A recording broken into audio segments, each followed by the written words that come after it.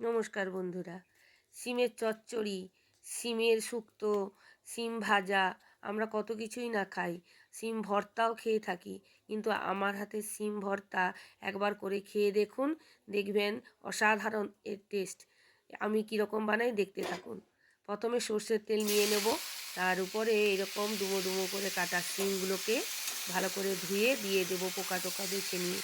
এইবার সিমগুলোকে একটু নাড়তে থাকবো, নুন দেবো না, জাস্ট একটু হালকা ভাজা ভাজা করব, কারণ সিমের একটা গন্ধ থাকে।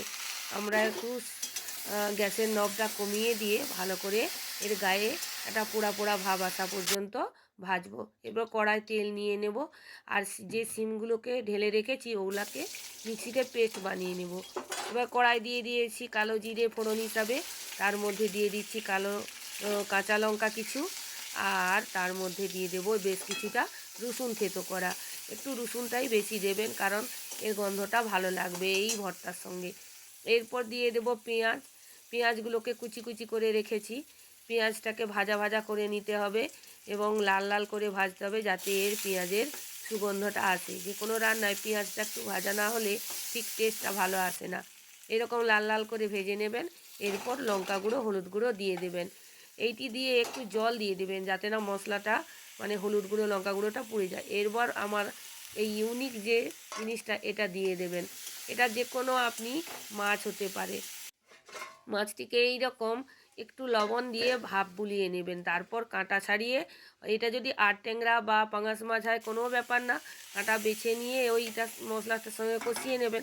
তারপর বেটে রাখা যে মিক্সিতে যে সিমের পেস্টটা, সেই পেস্টটা ভালো করে দিয়ে দেবেন। দিয়ে এইবার আসল কাজ, একটু রস মজিয়ে নিয়ে তারপরে নুনটা দেবেন, কারণ আগে থেকে নুন দিয়ে দিলে রসটা মজে গেলে নুনটা কড়া হয়ে যাওয়ার সম্ভাবনা থাকে। কিছুটা মজানোর পরে এইবার সিম ভর্তাটাকে যেরকম নাড়ু পাকানোর মতো কড়ায় অনেকক্ষণ ধরে কিন্তু ধৈর্য ধরে একটু গ্যাসের নবটা কমিয়ে আপনাদেরকে নাড়তে হবে। যতক্ষণ ধরে আপনারা নাড়বেন তত সিমের সুগন্ধ বেরিয়ে আসবে। এই রকম দেখতে যখন রং পাল্টে গিয়ে কড়ার গা ছাড়া ছাড়া ভাব হয়ে যাবে, তখন দেখবেন আপনার ভর্তাটা রেডি হয়ে গেছে। তারপর একটি সার্ভিং বলে এইরকম ঢেলে নিয়ে সুন্দর করে সাজিয়ে গরম গরম ভাতের সঙ্গে পরিবেশন করুন। আর কিচ্ছু লাগবে না, গরম গরম ভাত এই ভর্তা দিয়ে সুন্দর খাওয়া হয়ে যাবে, কারণ এর মধ্যে মাছ দেওয়া আছে, মাছের প্রোটিনটাও যাচ্ছে, আর সিমও তো প্রচুর উপকারী জিনিস। তাই এই রকম একটি সিম ভর্তা দিয়ে ভাত খেয়ে অনায়াসেই অফিস বা স্কুলে চলে যাওয়া যেতেই পারে।